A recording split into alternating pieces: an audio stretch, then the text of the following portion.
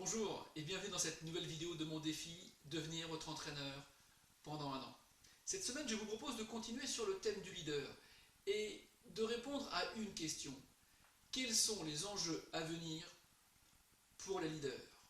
Alors, mettez cette vidéo sur pause quelques instants et prenez le temps de la réflexion. On se retrouve tout de suite.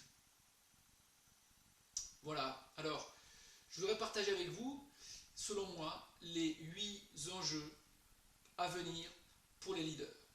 Le premier enjeu, c'est la quête de sens.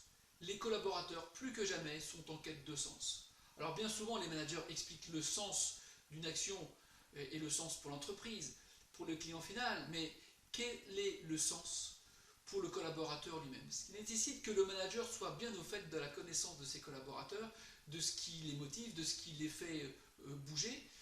C'est un des enjeux majeurs, surtout avec cette génération de personnes qui n'oublient pas de comprendre pourquoi il a intérêt de travailler.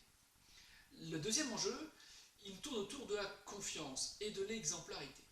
Alors, pour celles et ceux qui ont vu la vidéo sur comment devenir un leader en partie 1, nous avons vu qu'il y avait plusieurs caractéristiques, dont cette confiance qui caractérisait les leaders. Mais cette confiance, elle renvoie surtout à la façon dont un leader prend des décisions et les communique. Et bien souvent, ça renvoie à cette notion de justesse et le distinguo que va faire le manager, le leader, entre l'erreur ou la faute.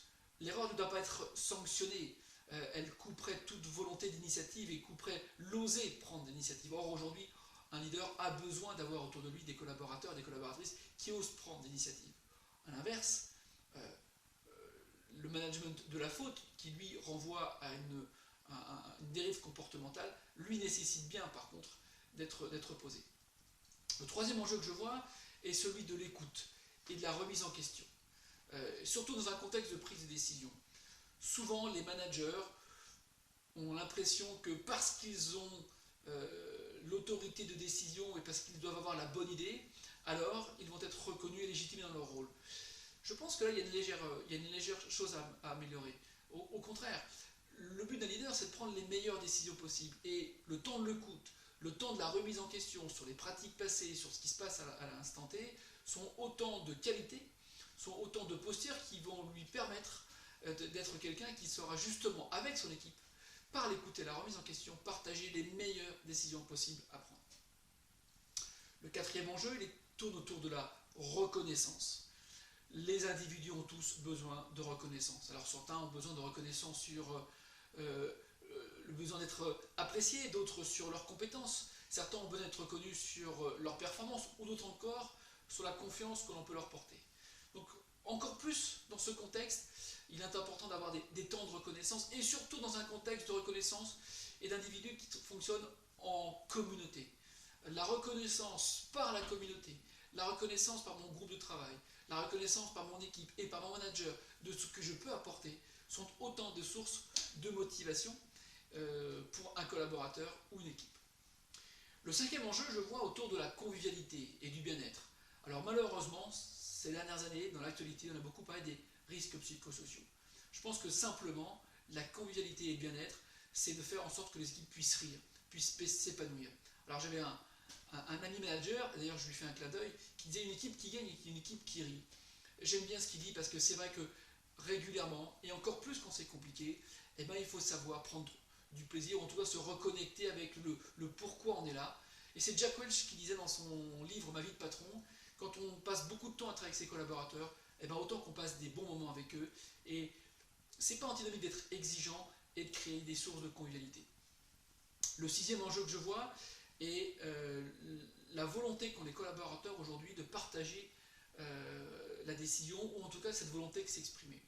Alors certains vont peut-être être choqués par ce que je dis, parce que souvent on a l'impression que les collaborateurs ne prennent pas d'initiative. Je pense que là-dessus il faut qu'on se regarde, nous en tant que manager, sur notre façon de pratiquer. Souvent le courage managérial, c'est de dire les choses, mais le courage managérial n'est-il pas aussi une source d'écoute? Faire preuve de courage n'est-il pas oser poser, ouvrir le dialogue, oser entendre des choses forcément qu'on n'a peut-être pas envie d'entendre, mais qui en tout cas sont des moments propices pour montrer au collaborateur qu'il a l'opportunité de s'exprimer. Donc je pense qu'il ne faut pas sous-estimer cette volonté qu'ont les gens de s'exprimer, de contribuer, d'être écoutés, Par contre, est-ce qu'on leur laisse vraiment toujours l'occasion? Je vous laisse réfléchir. Enfin, il y a un septième enjeu qui est le développement de l'employabilité. Les collaborateurs ont besoin, entre guillemets, d'être bankable. Et donc, cela renvoie au contenu de nos métiers. Est-ce que ces métiers sont riches? Est-ce qu'ils permettent de vivre des responsabilités?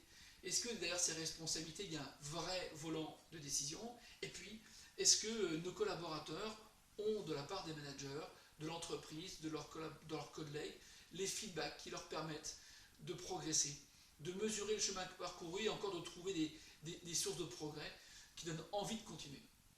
Enfin, je vois un dernier enjeu, et celui-ci est notamment lié à la réforme de la formation qui arrive, l'enjeu du manager formateur. Alors, le manager formateur, ce n'est pas celui qui a suivi une formation aux techniques d'animation ou de formation. Non, c'est le manager qui a compris qu'il avait la capacité lui-même à transmettre les bons savoirs, les bons savoir-faire, les bons savoir-être, et toute cette expérience, c'est ce tour de main. Et c'est souvent là que souvent les collaborateurs attendent de leur manager qu'il les aide quand ils sont face à des difficultés. Et pour être capable d'aider quelqu'un qui est dans une difficulté, eh bien, il faut savoir quoi regarder.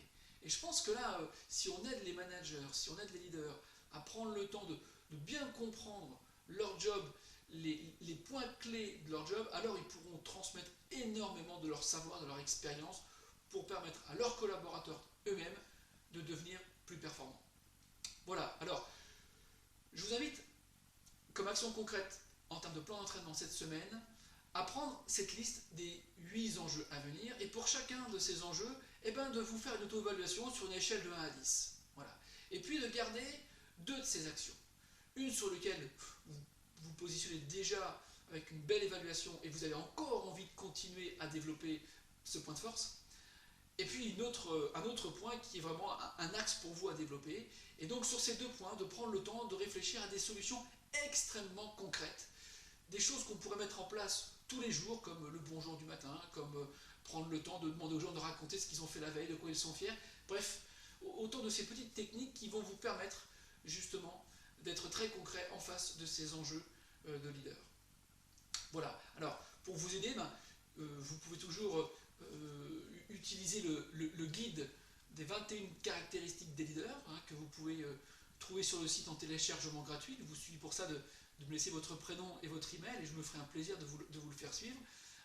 Et également de partager avec le plus grand nombre cet article et peut-être entre vous, leaders, de partager sur vos bonnes pratiques, entre vous, managers, d'ouvrir ce débat pour nourrir votre réflexion. Voilà, donc je vous souhaite une excellente semaine, un bon entraînement. Si vous avez aimé cet article, n'hésitez pas à le faire suivre. N'hésitez pas également à dire j'aime ou j'aime pas sur la page Facebook.